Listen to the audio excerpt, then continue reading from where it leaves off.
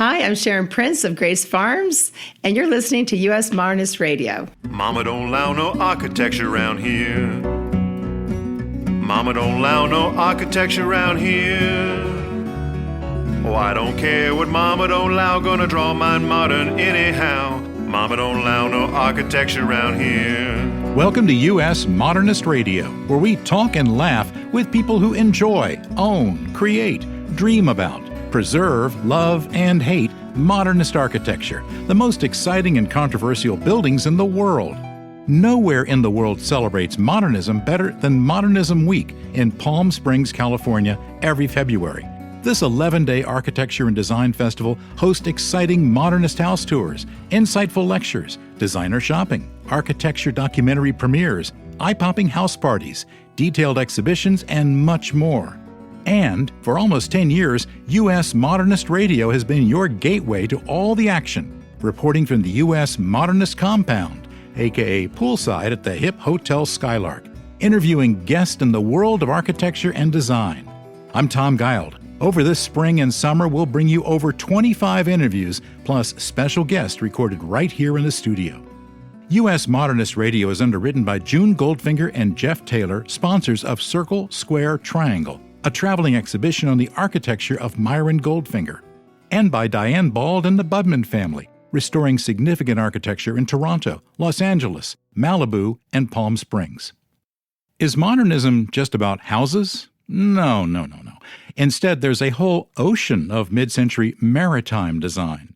From the great post-war transatlantic liners to the sleek Scandinavian cruise ships of the 1970s to Captain Stuebing and the Love Boat, ships and private yachts are also design showcases that featured edgy, trendsetting architecture. Today, maritime historian and art dealer Peter Knego and yacht owner Brian Biggott join George poolside to talk about nautical modernism.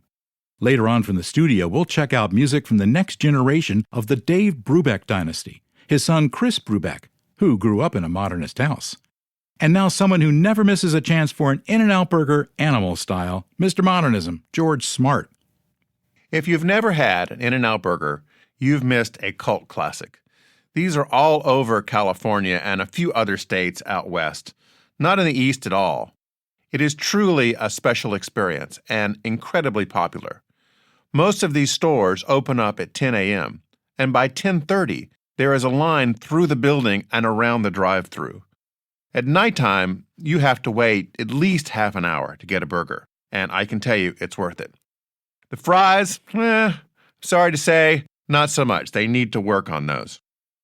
When modern-day Dorothys kick their red ruby slippers together, they don't go to Kansas, they land next to Frank Sinatra's pool in Palm Springs. And if you are into mid-century modernism, Modernism Week is the center for all the architecture we love.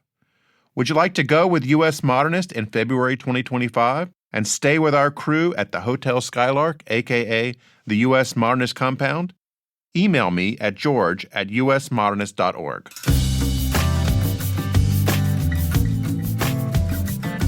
Peter Knego is a freelance cruise journalist. For 20 years, he's also been a maritime historian and preservationist. He's made 9 trips to the fascinating and tragic ship-breaking scrapyards of India to rescue art and parts from grand old decommissioned 20th century ocean liners. His home is pretty much a museum of these artifacts, and he sells some items at midshipcentury.com. Peter also does video tours of ships on his YouTube channel, Midship Cinema. Joining him is Brian Biggott, the principal for New School Yacht Charter, a charter yacht in the Sea of Cortez that you can rent for a long weekend, fully crewed. New School is the world's finest remaining example of the mid-century Chris Craft Constellation, the largest of Chris Craft's wooden yachts of the 1960s. Here's George's conversation with Peter and Brian. Peter, before we start talking about architecture, I am a big fan of the original TV series Kung Fu, and I understand you have a connection to that.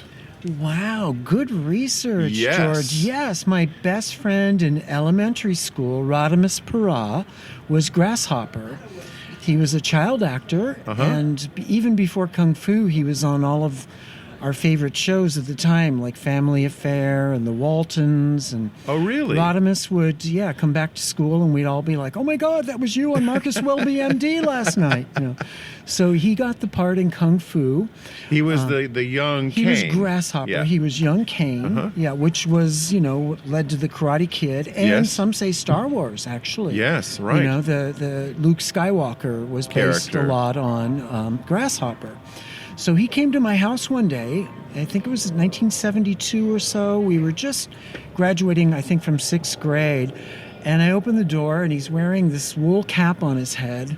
And he burst into tears. And I'm like, "Rodimus, what's wrong?" And he pulls off his cap, and he's bald.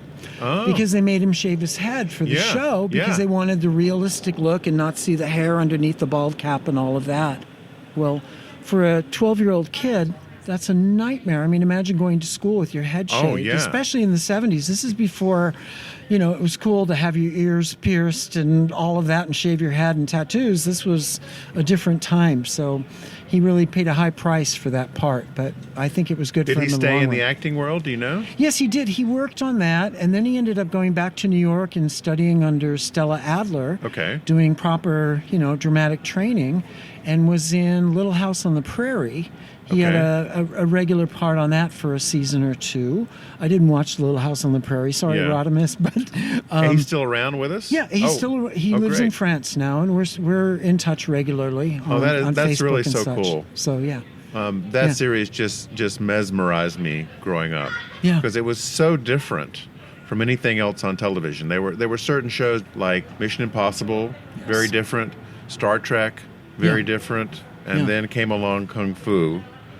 And of course, I'm biased because I don't think any of the sequels to Kung Fu were any good. I'm an originalist when it comes to all that. But anyway, thank Yeah. you for sharing that Oh, story. please, my pleasure. Yeah. You did a lecture here at Modernism Week at the Hyatt Central Camp headquarters for Yes. Modernism Week. Yes. Well attended, I'm sure. Well, yes, it was. Yes, I was very happy. I thought it was just going to be 5 of my best friends and myself. You know? Yeah. So. And in the audience was Brian, right? Correct, yes. Yes. So I'm going to ask you, what was his lecture like? It was actually really wonderful. I didn't quite know what to expect. And it gave me an appreciation for the evolution of ships, which even I, as a major boat yacht enthusiast, hadn't paid as much attention to things of that scale. But the exact same things were going on that you would see in smaller, just personal boats and yachts, in terms of just the evolution of like the cultural design ethos that you'd see, right? So the British ships tended to look a certain way, and the French ships and the Italian ships tended to look a certain way.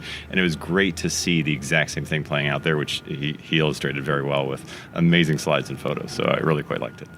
So what year did you start in talking about these ships? What year did you begin to talk? Well, I became interested in ships around 1973. I was Okay. given a paper on the Lusitania for American history, and I thought it was a battleship. I had no idea. And then I found out it was a 4-funneled ocean liner, sank like the Titanic, loss of life. It was fascinating. Then the Poseidon Adventure came out the same year. Yes, there's And got to be a morning after. There never was for me. I'm still living that night.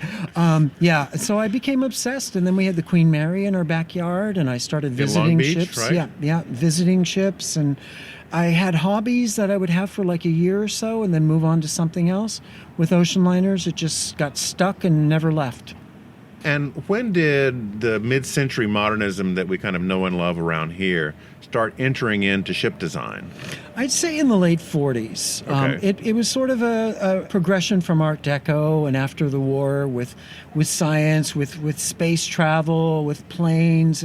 The shapes of things were becoming, Art Deco I consider streamlined, but modernism was more edgy and futuristic. It almost looked like things you'd see in the microscope and things you would see in rocket ships and such. So it had an edgier, more angular look to it, and that sort of progressed from the late 40s until about the mid-70s, and then after that things went sort of retro and it was postmodern, and that became far less interesting. Yes, poor postmodernism. It just doesn't get the respect. It's the Rodney No. Dangerfield of architecture. Indeed. Brian, when did you start to get interested in yachts? Sure. I was fortunate as probably 8 or 9 year old to go out with some family friends on a boat actually down in Mexico. And we'd spend a week out, and it was about a 50, 60 foot boat, so comfortable for 6 or 8 people. And of course, being an 8-year-old, I wanted to drive the boat. I I needed needed to understand the radar. I was dangling off of things I shouldn't be dangling off of, and I just fell in love. Absolutely felt like a different person out on the ocean. And I thought, wow, I wish other people could experience this. I wish more people could experience this. Now, were you more of an old man of the sea guy or more of a Jimmy Buffett parrot head guy out there? I'd like to think more of like George Clooney on Lake Como guy. Okay. That's what I'd like to be, Okay. Not so much the parrots and the flip-flops, but, it's a mix of all those things. And for me, boat culture, especially in the U.S., feels a little bit more Jimmy Buffett generally, but I just zeroed in on, probably like you, 1960s, I saw a Chris Craft sales brochure literally at a swap meet somewhere, and it was illustrated, and the colors were vibrant, a lot like the slides that we had in Peter's talk. And I said, that looks amazing. And it was just people who were well dressed and looking amazing and having a great cocktail and out probably somewhere off the Keys. And I said, that's an era that I want to go back to. Even though I wasn't around for it in any way, shape, or form, I wanted to just experience that again. So what were you doing at the time that you had this revelation? I was probably early 30s, and I'd just been involved in selling a company. I had a little bit of money to spend, not nearly enough, it turns out, but for this project. Is it ever nearly enough for a boat? Anybody who's restored anything, especially if it's on the water, knows this. I ignored all of that knowledge and proceeded anyway. And I wanted a break from the corporate thing, which I'd done for pretty hard since college. And so I bought this boat that I found actually in Long Beach, probably within a mile from the Queen Mary, and just fell in love with it. It needed a lot of work. It had a great history. The lines were just right to my eye. It was all made out of mahogany and teak, and it was really one of the last of the era for great American private boats that were built out of wood, which for me was carpenter, woodworker as a hobby. So the idea of a 50-ton thing that is made out of thousands of pieces of wood was just mind-blowing to me. And so I fell in love with the concept. It was a big piece of fine furniture, as I like to say. Awfully big piece of fine furniture. Now, when you buy something like that, what is typically the most complicated thing? Is it restoring the surfaces or fixing the engine? It's the structure. Obviously, a boat, your life depends on the structure, right? Yeah. And so you have to draw the right line between peeling back more layers of stuff that usually has bad surprises underneath it versus keeping things original versus adapting the space to modern tastes and needs. And so I tried to balance that with a restoration that I've done, finished most recently. And I made the mistake of not starting with the foundation, so the hull. Yeah. And ended up redoing that after, which made things quite complicated. So definitely the complexity is in working within the structural confines, because things are much tighter than on a ship. And so everything, an interior surface is actually oftentimes an exterior surface as well. Or a structural surface is actually an A surface, right? Something that you're touching and seeing. And so you have to be extremely mindful of how those things all come together. And by the way, the whole thing moves, right? It all, not too much, but it moves, inches as it's going through waves. So everything has to be able to withstand that and be strong. And what year was the boat manufactured? My particular one is a 1966 Chris Craft Constellation. One of the last, they built about 250 in total. This was one of the last ones. Toward the end, they stopped in 1971 with wood boats and went on to fiberglass boats, which were very different beasts. Yes. And just fell in love with it. It was about the 130th boat built, so, of that model. And the engine, nuclear powered, I'm guessing?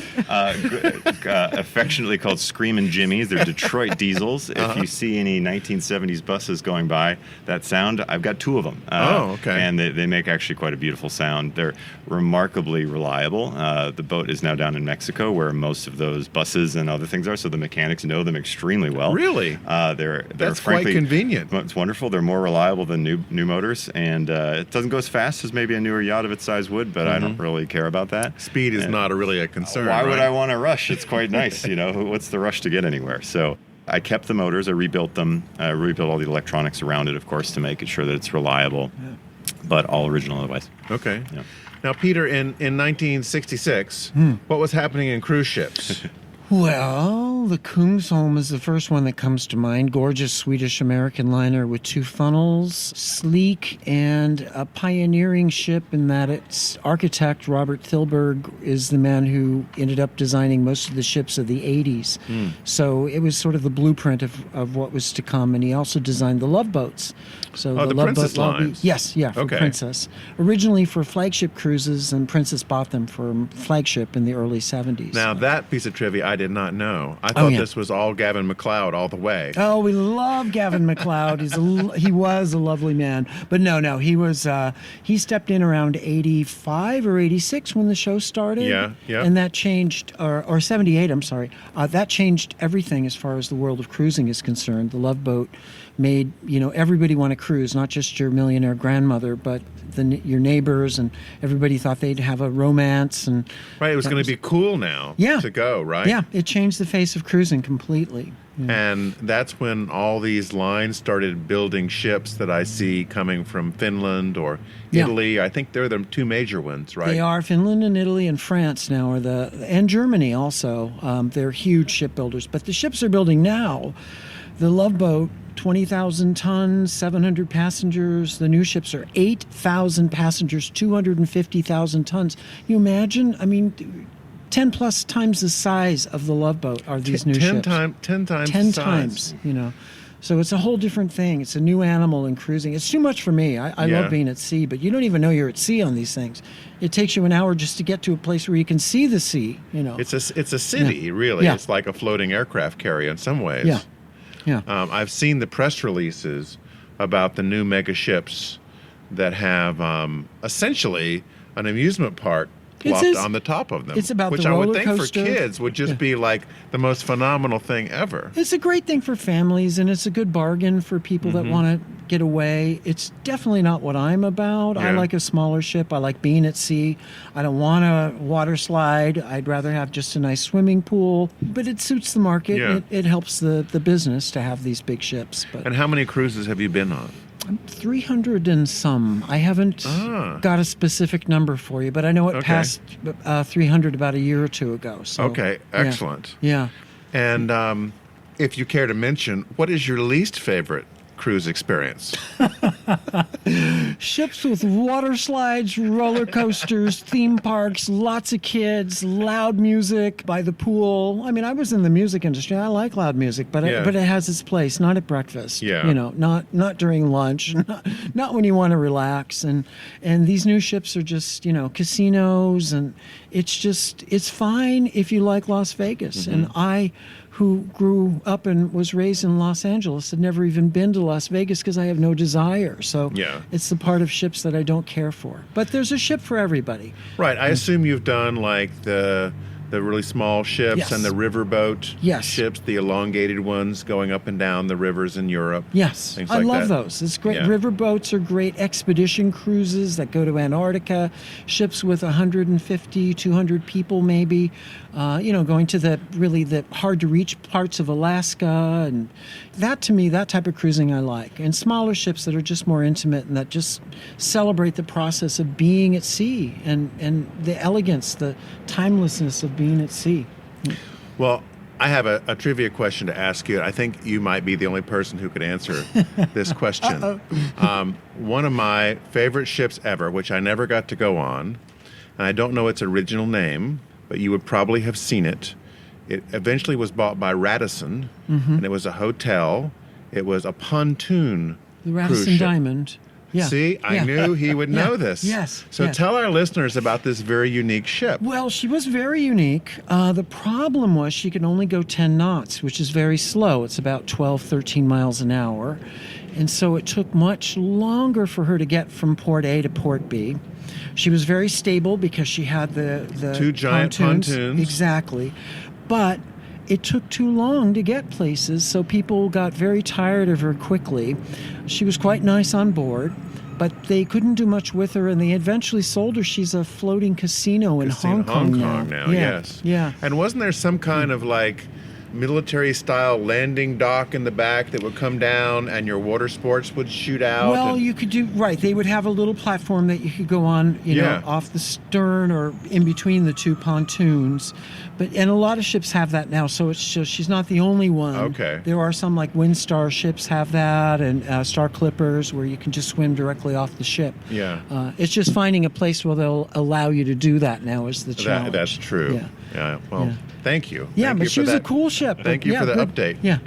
Now, Brian, the people that charter your boat, what are they generally looking for? Is it a relaxation thing? Is it a get away from stress, or Are they just fans of Mexico or want to bop between the cities? I mean, why do they come to you? For sure, it's definitely all those things, but for most, it's I want to get away.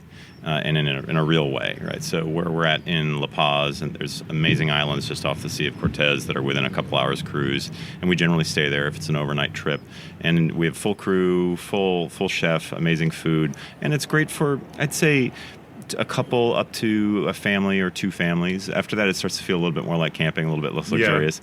Yeah. And we can put you out in a bay in the middle of nowhere, and you won't see another person if you desire. Or you can go and potter around and swim around some mega yachts and ask them and go play cards with them in the evening. So it's really kind of flexible depending on what people want. But generally, it's I want to be on my own place, my own space. Especially, I think post-COVID pandemic, there's a lot of sort of like I want a vacation just with me and my people only.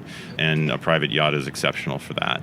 And also, there's just sort of a natural ecological element too, because this is a really great way to see these places that are extremely vibrant sources of ocean life without kind of disturbing too much, right? So it's, a cruise ship can only go to certain places, right? So we can go anywhere. We draw 4 feet of draft, right? So we can literally anchor up in a bay, and you can jump out and swim right next to a coral reef. Walk right up to the... Exactly. So for a lot of people, there's sort of that diving, whale watching sort of element that they really like. And then it's a place to disconnect. The thing I agonize over is some people are starting to ask if we'll put a Starlink, which will get us internet access. Right.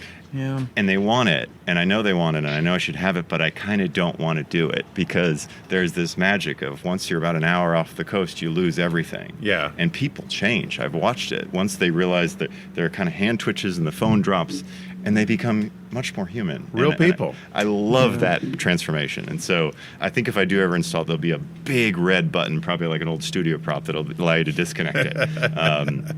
But I'd say it's escape and just really getting it back to nature with your own, your closest friends, family. So what's the ideal size for this? Like, for instance, if people are thinking about it, how many bedrooms are there on the ship? Sure. On this boat, there are 3 bedrooms and 3 heads, or there's 3 staterooms, I should say, and 3 heads, so 3 bathrooms as well, which is, I think, ideal for, like I said, 2, 4, 6 people, maybe some kids. And we can convert the sofas and things like that, but again, it's a little bit less luxurious. And we do have a crew who stay on board as well. Okay. So that's kind of like, for a 50, 60-foot boat, you'll feel very much like it's your space, but there's still enough indoor and outdoor spaces for people to go have their own place, right? You'll never feel cramped or anything like that. It's not like you're on a ferry or anything like that. And so that, for me, was the ideal size because also, as you get bigger, obviously the expenses go up orders of magnitude to operate them and just move the thing or clean it. But also, we can have a small crew and deliver a great experience. So we have a 2 or 3 person crew and deliver a really wonderful, as luxurious experience as you want, as opposed to a bigger boat, maybe twice its length, which is actually probably more like 6 times its volume. Yeah. And that you need 14 people just to leave the dock, and that's a different experience world. altogether. And obviously much more. I mean, $250,000 a week kind of thing, right? Which is not really in reach of most people. But you charter them only just for the one sailing itself. So one person couldn't just say, "Oh, I want to book one of the staterooms on there separately." It would just be. I've never done it that way. I think I could, but generally it's me and my wife for 2 couples. Enough. Yeah, it's a 60-foot boat, and we do day trips. We do an 8-hour day trip, which is really amazing. So if people are staying on land and they just want to get out and experience the islands, it's great. But we'll also do just a lot of overnights, 2-3 nights, and we find that that's perfect for disconnecting. As I mentioned earlier, you feel like you're a changed person. You come back feeling very different, which is the whole goal. Now, I'm wondering, Peter, as a veteran of 300-plus cruises, another question I'll ask you. Have you been on one of the Virgin cruises yet? I have not. Interestingly, there's a lot of issues with the Virgin ships, though, some design issues, because they hired architects who knew nothing about ships. Yes. They wanted to be radically different from everything that came before it, but there are certain rules of ships. Like you said, Brian, they move, like there's water all around, like when you walk into your stateroom, you need to be able to find your light switch.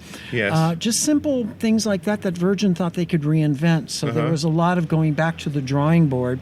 They sent the first 2 ships back to the shipyard to implement all of the things that they wanted to avoid having, because you need things like a closet. You need shelves that actually have lips they were on trying to them. be very avant-garde. Yeah, but right?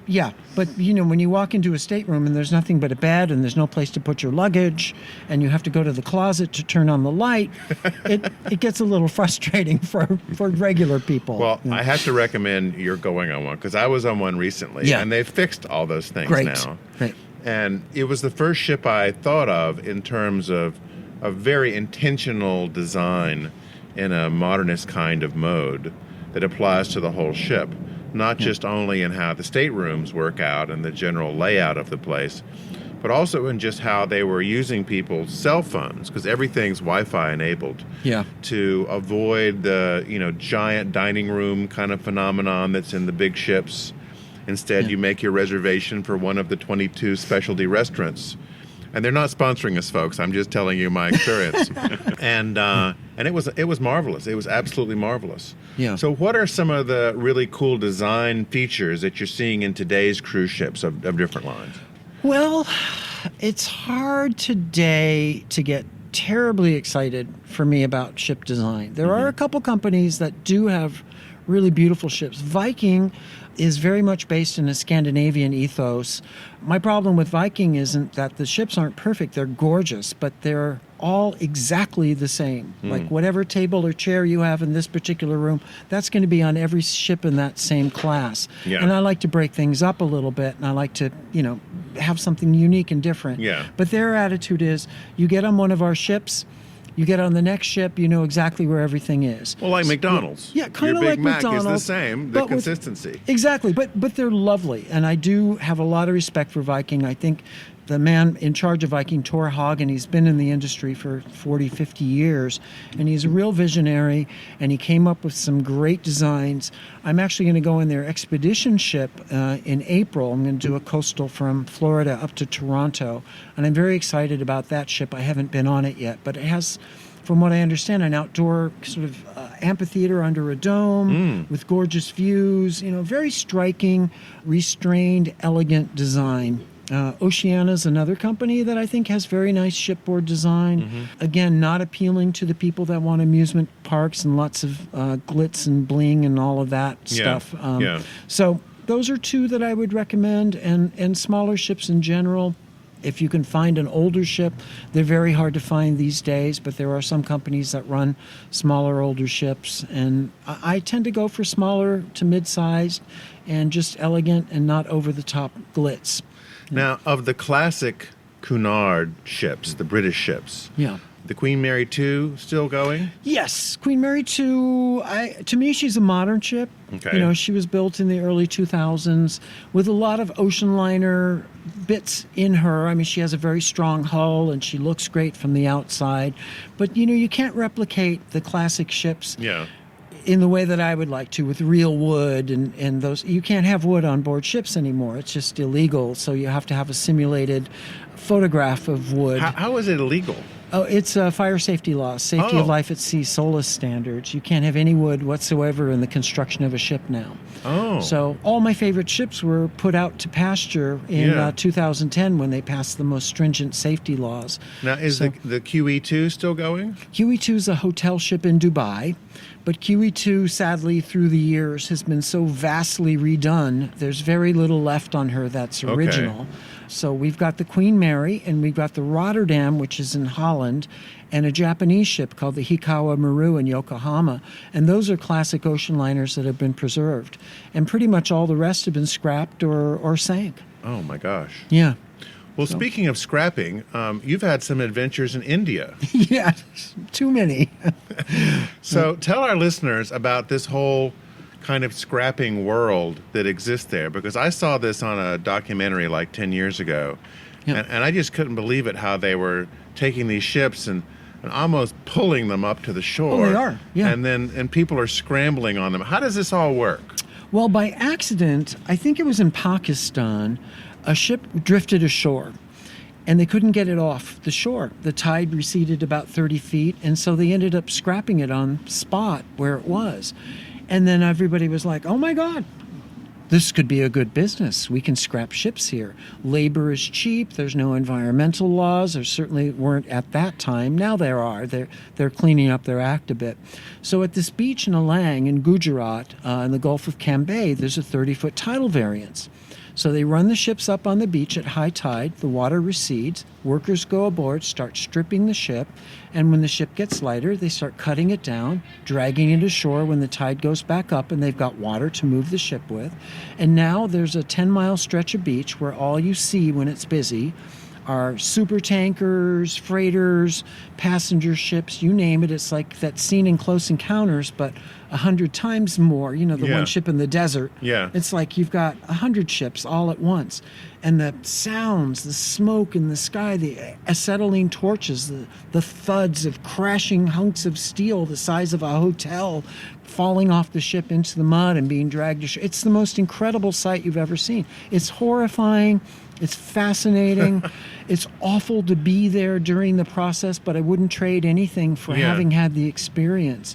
Climbing aboard these ships with broken Jacob's ladders to get on board to see what's still left, and then rescuing all these beautiful fittings that would otherwise make their way into some fish restaurant in Bombay or Delhi, Right. And they wouldn't even know what it was, beautiful Italian artworks and Scandinavian furnishings and So this is not like, when your car is stolen and they take your stereo. I mean, they're literally using torches to cut the steel and completely take the ship apart? Oh, yeah, completely. It's all about the metal. Okay. Third world countries like India and China, they want metal. They have a booming infrastructure. They're building roads. Mainly they build roads with it. They build roads with metal? With rebar. Oh, with rebar. Yeah, Okay. yeah, they lay it down and then they fill in it with concrete and whatever. So they melt it down into rebar. They cut it into small plates. Mm-hmm. And it's all hand labor. And the laborers would get maybe $1 or $2 a day.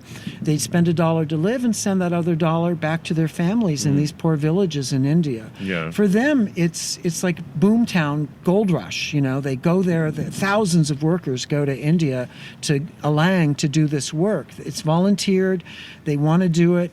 It's very much willing, but it's terrible because at least in the beginning there were no protections for the workers. They were literally going aboard I would barefoot. think there will be lots of dangerous chemicals on completely. board. Yeah, asbestos. Now there isn't so much asbestos because all of those ships are gone. They stopped using asbestos in the 80s, and now they're scrapping ships from 20 years ago that didn't have asbestos. But there's PCBs, there's oil, there's pollutants, there's all sorts of things, which makes my job there as a historian and documenter much more difficult because it's absolutely illegal for Westerners to go there, to take pictures. You get thrown out of India, and the people that help you get in a lot of trouble. So my friend there has to be very careful with me, and he looks out for the police.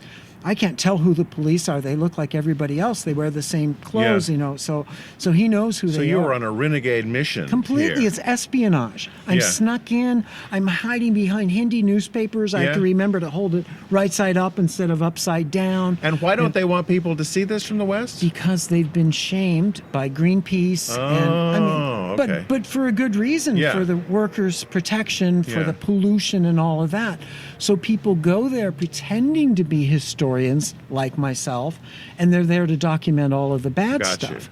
Okay. And sometimes now it's not as bad. They've really upped the standards. They now have a place where they can remediate the asbestos, which burns, by the way.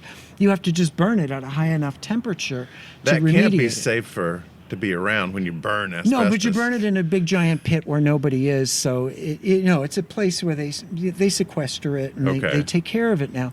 But it was, and during part of the time when I was going there, it was under a lot of security. So they tell you, request from the government a permit to go there. Yeah. No.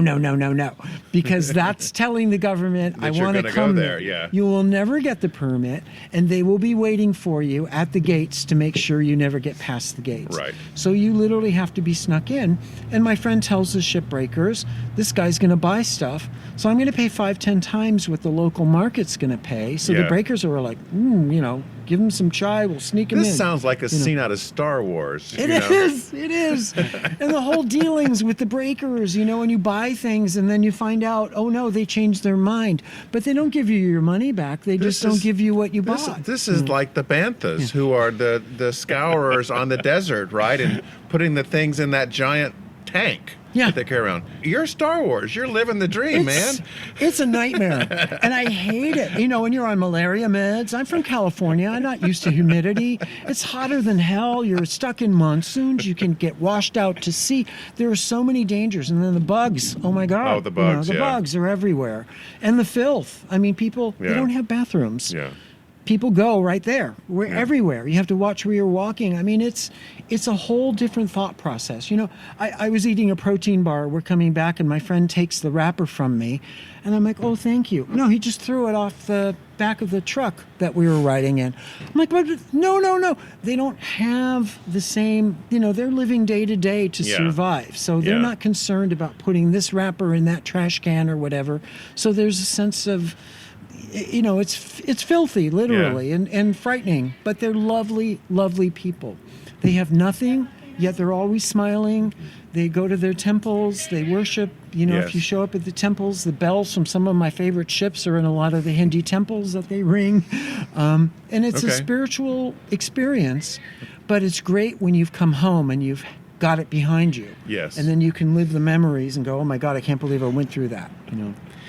Brian, the Sea of Cortez, as I understand it from history, was quite the spot like 100 years ago.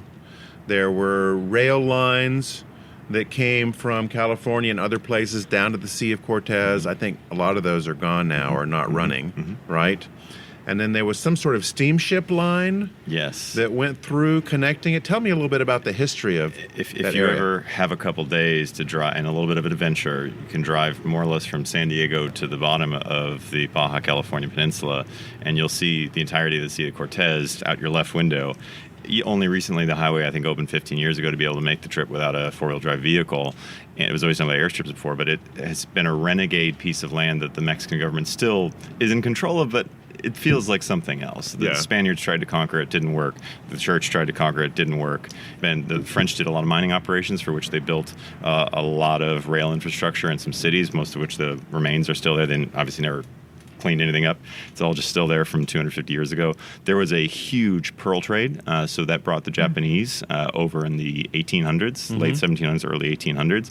They would come there. There was an amazing amount of pearls that they could dive for, and so they had the expertise and the interest. So that built the city of La Paz, amazingly, in the late 1780s, and it's obviously a capital city now. So, and more recently, it's regarded as an amazing wildlife area. So Steinbeck wrote his logbook at the Sea of Cortez, which is the second most famous book about cruising this area. Jacques Cousteau spent the later part of his life here and just found it as to be this amazing, still relatively unspoiled place. And it's literally, you kind of look out the horizon, you can actually see something jump out of the water, which you can't really do off the Pacific Ocean anymore. So it feels like a back in time kind of place where things are still vibrant and really amazing, frankly. Now, if I'm recalling this right, wasn't that where the guy ended up in the Shawshank Redemption? Wasn't he like off the Sea of Cortez someplace? They implied it, if I recall, but I remember because people always joke because I disappeared down at the Sea of Cortez while I was working on this boat for 6 years, and they said, "You're that guy," and that was not untrue. But they actually filmed that over in the Bahamas, so it doesn't quite look. There aren't as many palm trees, more desert. It looks like Mars. Lots of red rocks meeting this impossibly blue flat sea. So it's a very beautiful place. Okay. Now, Peter, what do they call them? Those yards in India? Scrapyards. Scrapyards. Are there any good stories like? Was there ever a ship that kind of got floated in and then got rescued and had a second life that you know of, or is that your final resting place? If you're there, it's over. Pretty much your final resting place. There was this beautiful ship originally, the SS France, later called the SS Norway. Yes, I Very know important that ship. Yes, and she finally was sent to Alang, and while she was sitting on the beach, with the tides going in and out, and her hull is literally cracking from the weight when the water goes away, and it's just standing up there, wasn't fully supported. So, but they were for 2 years because the ship went there, and then the government was alerted there's asbestos on board. It became very controversial. For 2 years, the people were popping up out of the woodwork. Oh, we're going to rescue the ship and turn it into a floating hotel in Dubai, and we'll tow it away. Well, you couldn't. I mean, the ship was massive. She was stuck on the mud. That was it. Once you're on the beach, you're on the beach. You're on the beach. Yeah, no going back. Because, if you're supported in water or in a dry dock, everything is supported, all of it equally. And once you're on that beach, then it becomes dispersed and you start having structural problems. And the SS Norway was what, the last old ship for Norwegian Cruise Lines? She was the last of NCL's old cruise ships, but she was the reason NCL became a huge cruise line, because she was so big. She had a big giant theater on board, and they were able to have this modern day entertainment with all the big dancing people, and people like Shirley Jones would go on and do a week on board, and Jack Parr, and you name it, different celebrities. That was a big deal for the Norway, so they started building big ships like the Norway after that. Okay, another trivia question for you, Sure. Peter. What's happening with the SS United States? Oh, poor United States. See, I knew he'd know this one too. Yes, well, I love that ship, and she's so important. Well, she retired in 1969, and she was laid up, and she's been sitting in various mothball berths since then. Philadelphia, right? Well, now she's in Philadelphia. She was sent to the Ukraine, where they removed all the asbestos in preparation to turn her into a modern cruise ship. Well, after they brought her back, she sat in Philadelphia, and those plans fizzled away. And then they changed the idea and decided they were going to try to make her into something like the Queen Mary.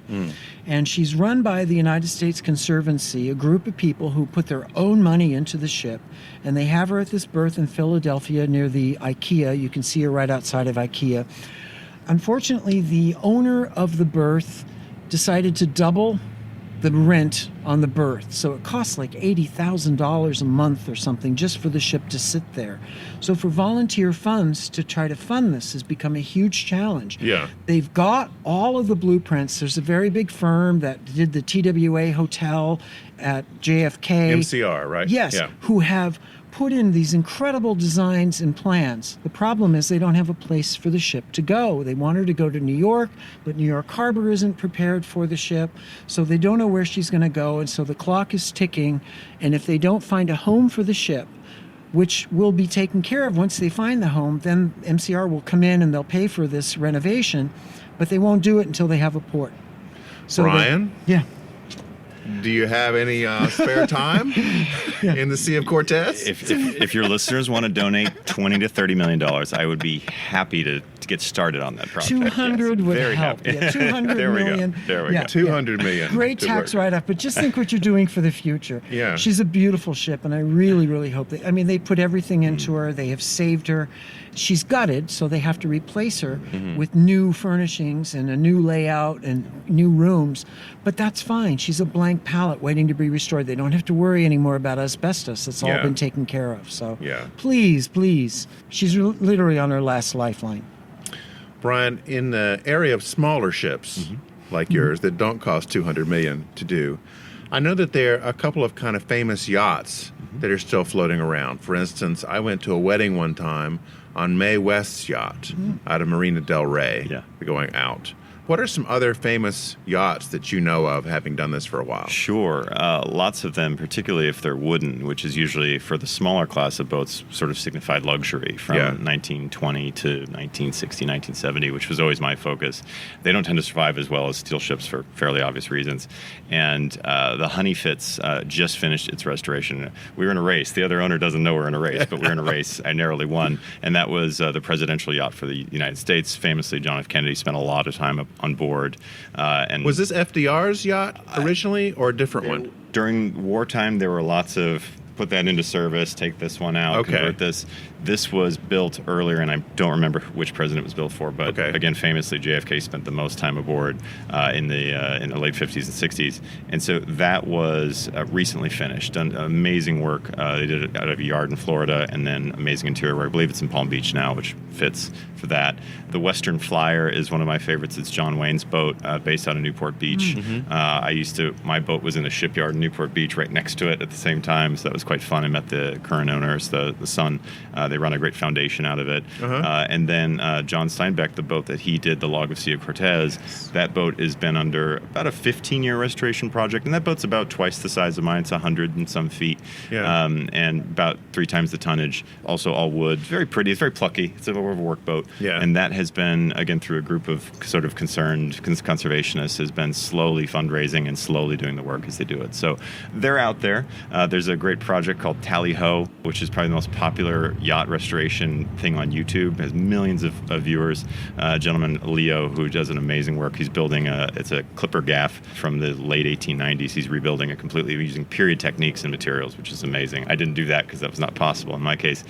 So there's actually a lot. When I embarked on this project 7 years ago, everybody said, "Oh, this is a dying art. Nobody knows how to make a boat out of wood anymore, and why would you care?" Yeah. And in fact, I think in the past 5, 6, 7 years, it's actually taken a turn the other way, and people are really into this, and they recognize. Well, George Clooney, particularly, with his boats on Lake Como. Exactly. I mean, Riva was sort of the Italian counterpart to Chris Craft. A little bit sexier, but still very forward-thinking and very modernist in everything they did. They used Chris Craft engines. They copied their hull designs. They're in Sarno, which is right next to Lake Como. He's got a few of their boats. Those boats used to be, you could pick them up for $25,000. They're $500,000 to $1 million now, and those are tiny little boats, right? Yeah, those are right. 22-foot runabouts, lake boats, essentially.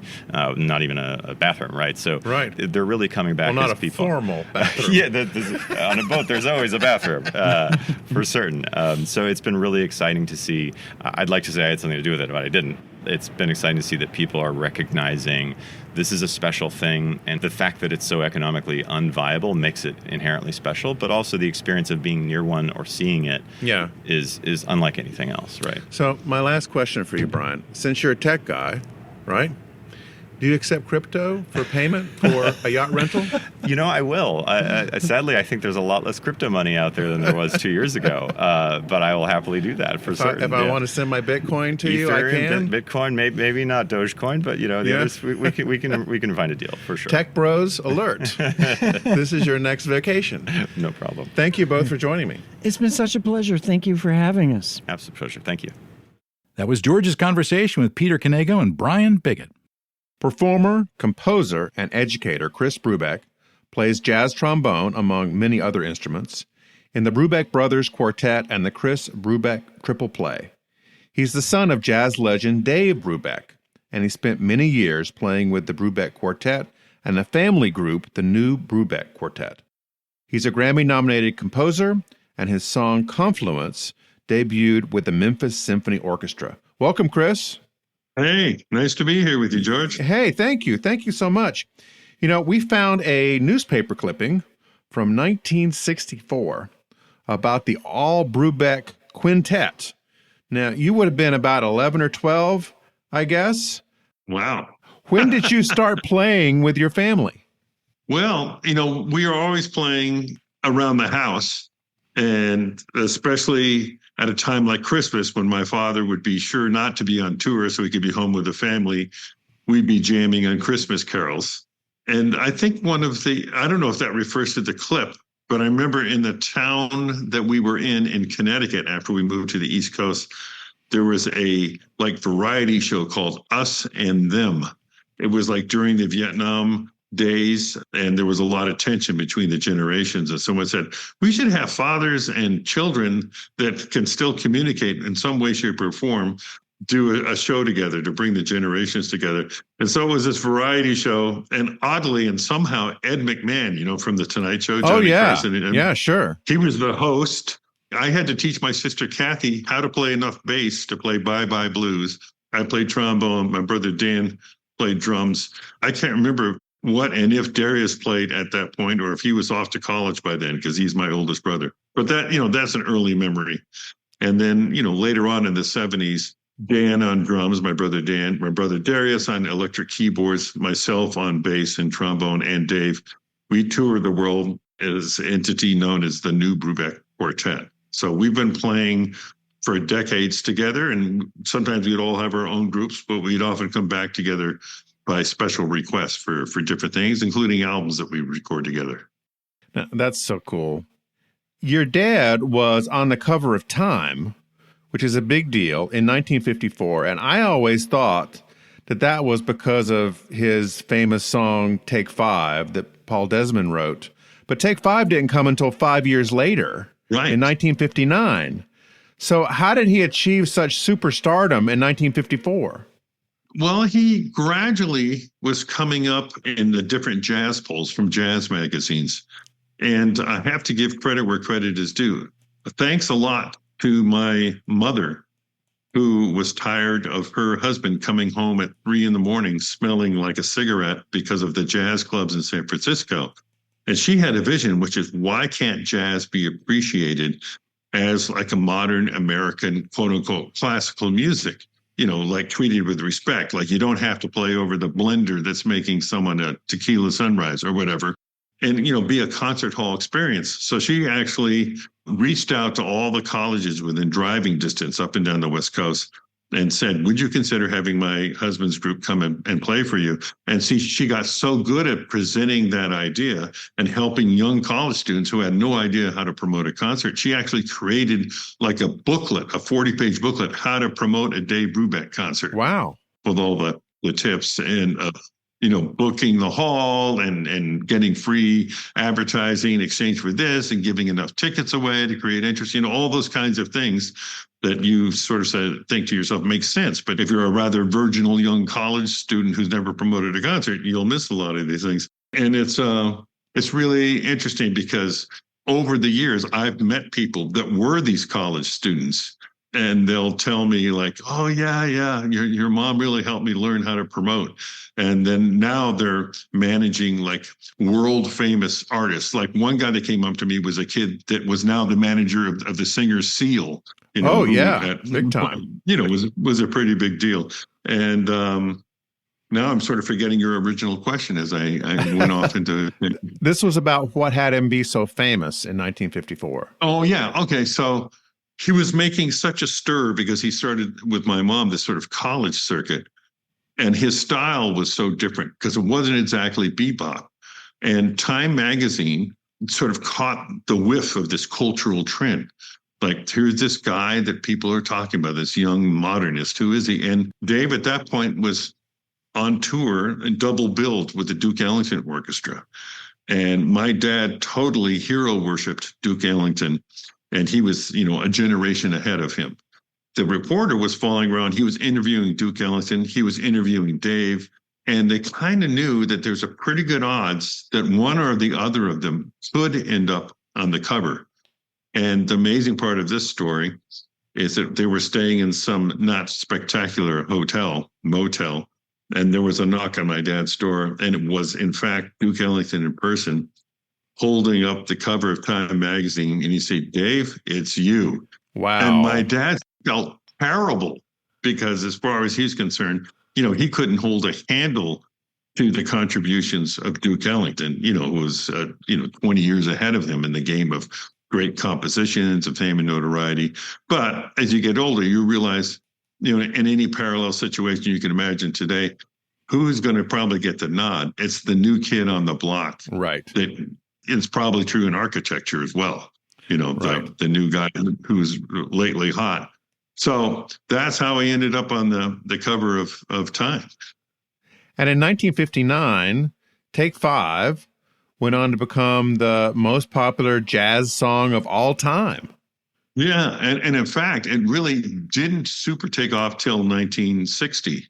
And it was a double-sided single, which was both Take 5 and Blue Rondo a la Turk. Okay. And it's a very interesting story. A lot of people ask me, some people that are in the know, as yourself, would know that Paul Desmond wrote Take 5. I was just asked that the other day by another musician. How did your father feel about that?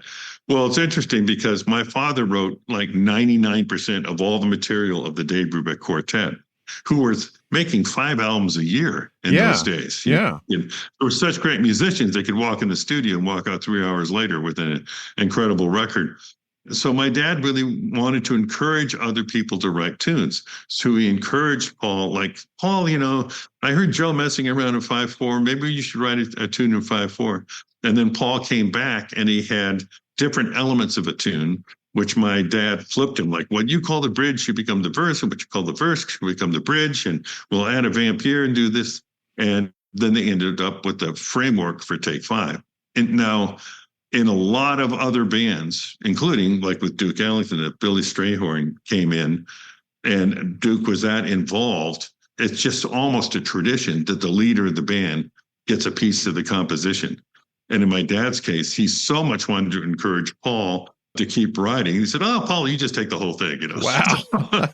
So what's the happy ending to that story, which was a very anti-lucrative piece of generosity for our family, was that Paul, when he passed away, had no wife, he had no children, and was in his will that the proceeds for that song as a composer go to the Red Cross. So he has raised millions of dollars for people in need long after he's gone to the grave. And, it appears in remarkable places, like in the animated cartoon Sing. Sure. Or lately there's a bunch of commercials, I guess the company's called Meta or something like that. Okay. Where it's fantastic. I'm so surprised that they wanted this song, from 1960 to advertise their thing that's on the cutting edge, where you see kids wearing, like three-dimensional goggles. But it also shows a grandmother playing the Bridge of Take Five and an upright piano. And it's like, it shows how that song has transcended cultures and generations. Now, you mentioned that this was a song in 5/4 time, which is 5 beats per measure. Right. So I want to geek out on this a little bit with you here, Chris. Yeah. The only other song I could recall that was ever popular that was in 5/4 time was the Mission Impossible theme. Right. Was there anything else beside those two? Every time it would come on, my father would look like, man, did he ever copy my music? Because that was much later. Yes. That was Lalo Schifrin. Right. You can't copyright an entire time signature. There's even, some of Tchaikovsky's music, strangely enough, has a nice section in 5. It almost sounds like a waltz, but it's a little weirder than that. But, Blue Rondo a la Turk is a song that's in 9/8 time, which is even much weirder than 5 and much more identifiable.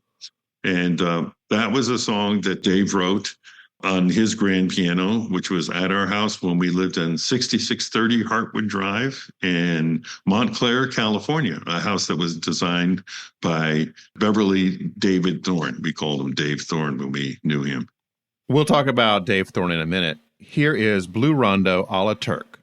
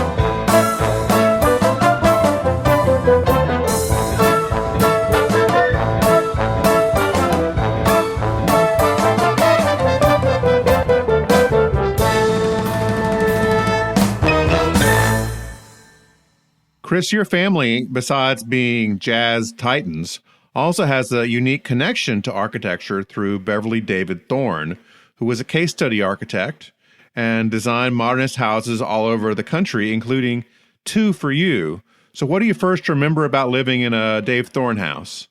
Well, we had some spectacular experiences, like in terms of a kinetic experience.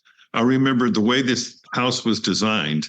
I'm pretty sure I'm saying this accurately. It was the first domestic home designed with steel beams involved in its construction. Okay. And I say that because I remember as a kid seeing ads in things like Life magazine, which was a big deal magazine, Oh, big time. Yeah.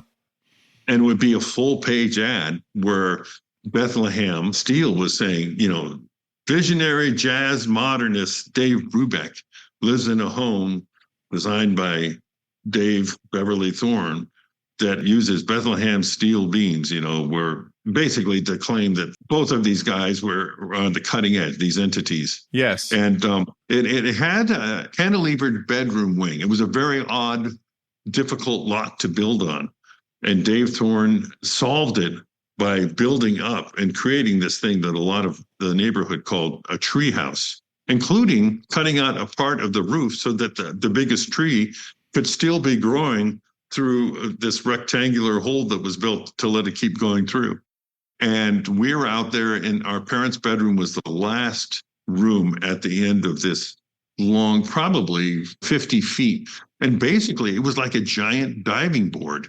And one time we were all watching cartoons on a Saturday morning or something in their bedroom, and there was an earthquake. It was like, whoa, and all of a sudden we're all like going up and down as the diving board part of this kicked in. And actually nothing kind of broke or fractured. It was weird because it all sort of gave Yes. simultaneously to the pulse waves and the thing. And so I'm sure he envisioned that was possible because we lived, up near San Francisco. You live near the San Andreas Fault, and it's a big earthquake zone.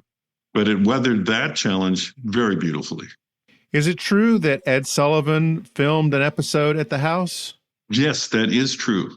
When did that happen?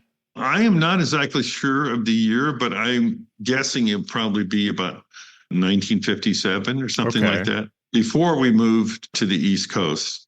I have vague memories of it, but I've seen some stuff that people have sent me online, like, this is the episode with Ed Sullivan being in our house, and I, recognize things because Dave Thorne, another thing he liked to do in both the original house in California and the house he later built for Dave in Connecticut, liked to incorporate, like if there was a big rock that was sort of quote unquote in the way of the footprint, rather than blowing it up with dynamite, he liked to figure out a way to make it part of the house, like an internal rock garden. And I remember we had a beautiful thing with a big rock sticking up in Dave's music room that had a glass like top over it. So it looked like this amazingly elaborate, conference room glass table kind of thing.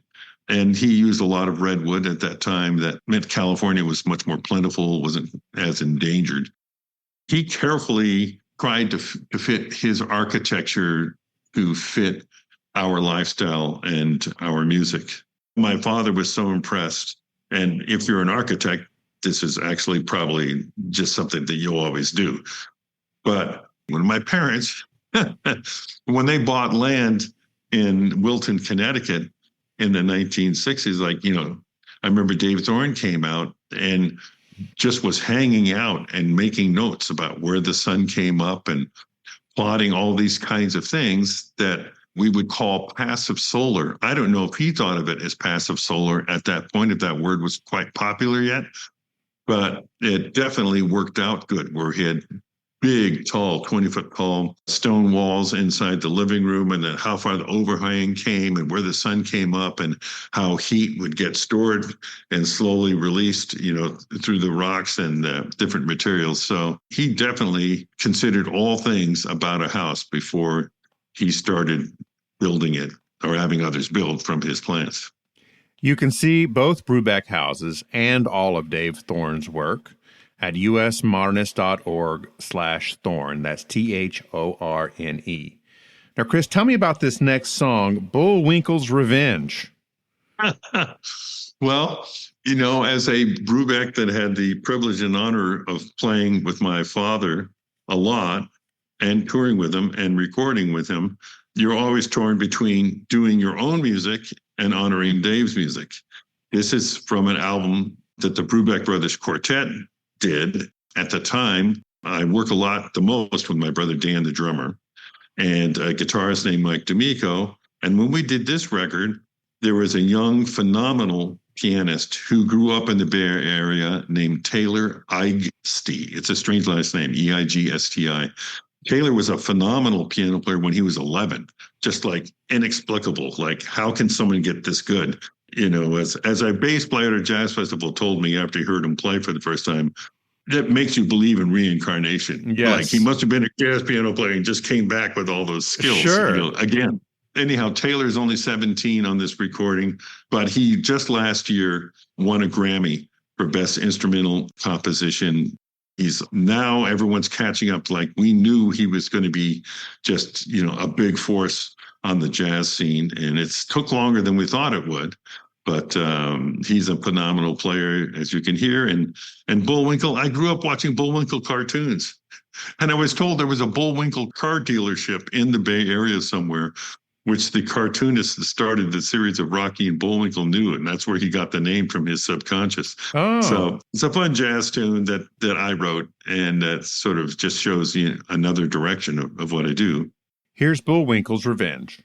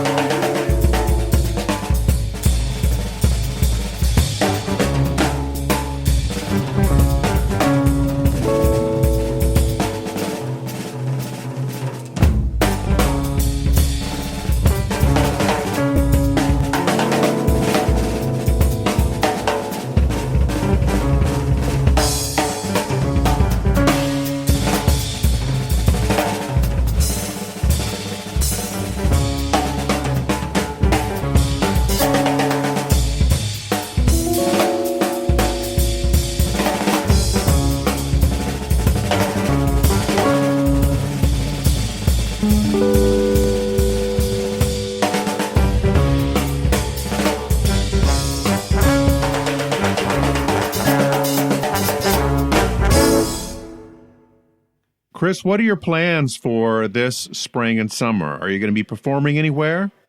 Oh, yes, we definitely have concerts lined up, including at the end of April. We're going to be going to Bern, Switzerland. Nice. Where they have a very unusual situation where they have a jazz festival that takes place in a well-known club in Switzerland.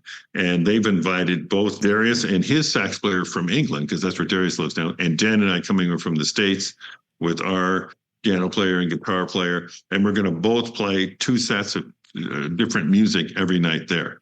And we're going to have a gig later, soon after that in Paris. Maybe some other things will come up. So we've got that to look forward to, and just hope that COVID is not much of an issue at that point, and travel will be okay. But it's always great fun to be able to play together. Darius and Dan and I, and this sax player named David Whitlock, we try to play together once every year or once every 2 years. The last time we played together, we almost never played together again because we played at this famous jazz club called Ronnie Scott's in London. Oh, sure. And there, all of us got COVID from its international wait staff, which had just returned like, oh, I just got back from Italy. I just got back from France. So everyone had just come back from somewhere where that gene was running around. So it was actually very serious, even though I'm joking about it now. It was very nip and tuck for Darius and Dan, but they survived, and they're both playing very well. But, it makes you a little wary about going on the road. Our father faced a lot of challenges and was touring, into his 91st year, I think. But, if we were around for COVID and he were our age, maybe he would have cut back. But it's in our blood to play. It's a fantastic way to honor our father's legacy. And it's not like we're a ghost band like Woody Herman, because we literally played with our dad on stage all over the world playing this music. We understand it. And on top of that, we're all involved in something called Brubeck Living Legacy, which is a foundation to pass Dave and Iola's musical knowledge and also their civil rights and humanitarian ideas onto a new generation, which is really working in terms of there are people that were students of Dave and the foundation and the courses that he set up. And now there are people I've discovered who have become the teachers of yet another generation. So I guess we're into our 4th generation of people that are getting educated to Dave's music and seeing the world through his lens of how music can be a powerful social force. Chris, this has been really wonderful to talk with you. Thanks so much for joining me. Yeah, been my pleasure. Thanks for listening. Want to go with us to Modernism Week in February 2025 and stay with our crew at the U.S. Modernist compound? Email me at george@usmodernist.org. U.S. Modernist Radio is underwritten by June Goldfinger and Jeff Taylor, sponsors of Circle, Square, Triangle, a traveling exhibition on the architecture of Myron Goldfinger, and by Diane Bald and the Budman family, restoring significant architecture in Toronto, Los Angeles, Malibu, and Palm Springs. Okay, Mr. Guile, take us out. Visit usmodernist.org's massive archives to listen to past shows, discover documentation of 20,500 significant modernist houses, and access 4.3 million pages of classic 20th century architecture magazines. U.S. Modernist Radio is produced by Soundtracks Recording Studios in Raleigh, North Carolina. Our theme song is performed by George Smart and Robinson Earl, with Kelly Policelli on guest research. U.S. Modernist Radio is a production of Modernist Archive Incorporated, a nonprofit educational archive for the documentation, preservation, and promotion of modernist residential design. I'm Tom Guile. George and I will be back soon with another Drinking Martinis, Stirred Not Shaken, created by the Martini Whisperer Philip Jones' Palm Springs edition of U.S. Modernist Radio.